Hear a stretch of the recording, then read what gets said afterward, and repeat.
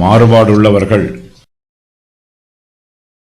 தங்கள் ஆலோசனையை கர்த்தருக்கு மறைக்கும்படிக்கு மறைவிடங்களில் ஒளித்து தங்கள் கிரியைகளை அந்தகாரத்தில் நடப்பித்து நம்மை காண்கிறவர் யார், நம்மை அறிகிறவர் யார் என்கிறவர்களுக்கு ஐயோ! ஆ, நீங்கள் எவ்வளவு மாறுபாடுள்ளவர்கள்! கொயவன் களிமண்ணுக்கு சமானமாக எண்ணப்படலாமோ? உண்டாக்கப்பட்டது தன்னை உண்டாக்கினவரை குறித்து அவர் என்னை உண்டாக்கினதில்லை என்றும், உருவாக்கப்பட்டது தன்னை உருவாக்கினவரை குறித்து அவருக்கு புத்தி இல்லை என்றும் சொல்லத் தகுமோ? ஒரு சிலர் தங்களுடைய ஆலோசனைகளை கர்த்தருக்கு மறைத்து விடலாம் என்று நினைக்கிறார்கள். கர்த்தருக்கு தெரியாமல் ரகசியமாக சில காரியங்களை செய்யலாம் என்று துணிகரமாய் இருக்கிறார்கள். தந்திரம் பண்ணி கர்த்தரை ஏமாற்றி விடலாம் என்பது இவர்களுடைய எண்ணம்.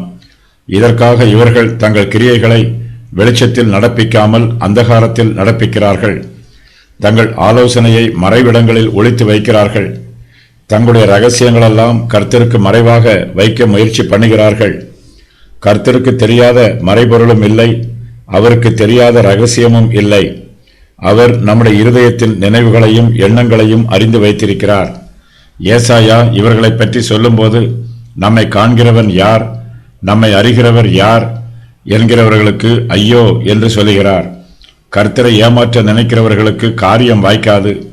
இவர்கள் தங்கள் கிரியைகளை அந்தகாரத்தில் நடப்பிக்கிறார்கள். ஆனால் மாயக்காரருக்கு காரியங்கள் சித்திக்காது. இவர்கள் எல்லாவற்றையும் தலைகீழாக மாற்றிவிடலாம் என்று நினைக்கிறார்கள். கர்த்தருடைய சித்தம் தங்களுடைய சித்தத்திற்கு ஒத்துவர வேண்டும் என்று எதிர்பார்க்கிறார்கள். தங்கள் விருப்பம் போலவே கர்த்தருடைய விருப்பமும் அமைய வேண்டும் என்று நினைக்கிறார்கள்.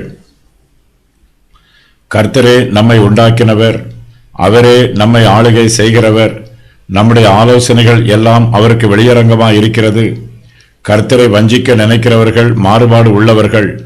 நாம் குயவன் கையில் உள்ள களிமண்ணை போல இருக்கிறோம். களிமண் ஒருபோதும் குயவனாக முடியாது.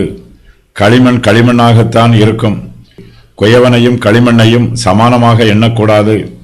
கர்த்தரே நம்மை உண்டாக்கினவர். நாம் கர்த்தரால் உண்டாக்கப்பட்டவர்கள். நாம் யாரும் சுயமாக உண்டாக்கிவிடவில்லை.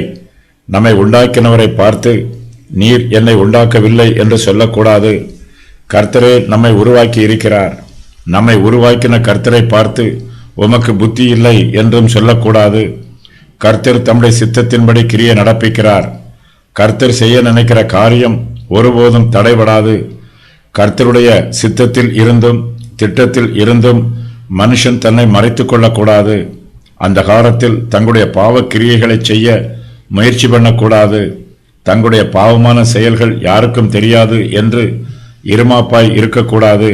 மாய்மாலமாக ஜீவிக்கிறவர்கள் மனுஷரை வஞ்சிக்கிறார்கள்.